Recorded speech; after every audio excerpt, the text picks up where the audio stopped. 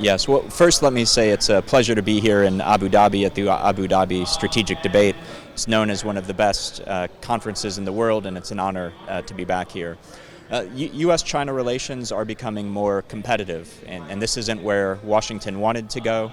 For the past several decades, Washington had been trying to engage China, but I think from Washington's point of view, China has become more assertive in the past few years, economically, diplomatically, militarily, and so there's a bipartisan consensus now in Washington that we need to push back, we need to defend ourselves and our allies, and impose a cost on the Chinese Communist Party where it is threatening widely held international norms.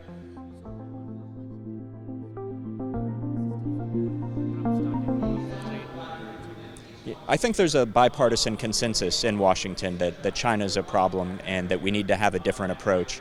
And so it was started under Trump, but we see that Biden has continued much of Trump's policies. He hasn't lifted the tariffs. His administration has said that China is the biggest state-based threat facing the United States. So there are a lot of partisan divides in Washington, but I think China policy is not one of them. There is a consensus that we need a tougher approach.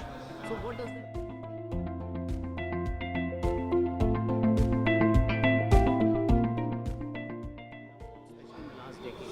Yes, I think from the United States point of view, this kind of rules-based international system that we've created since World War II has been successful, and we want to revitalize and adapt it for a new era.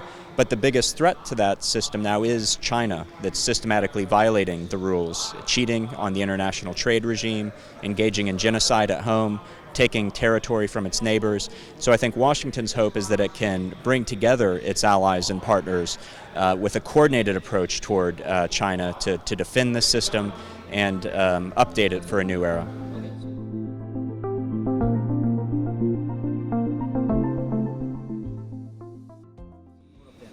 Well, this is a unique event. It's so special, and it would be great if there were more of them, but it's just really hard to recreate what happens here. I mean, having experts on the panel as we did from China, from Singapore, from Israel, from the United States discussing these issues, I certainly gained new insights. And one of the insights for me that was interesting was thinking about it from the point of view of the United Arab Emirates or Singapore. You're a small country, you feel torn between these two great powers, and how do you navigate this situation? And that is a really difficult challenge, and I want to give some more thought to that.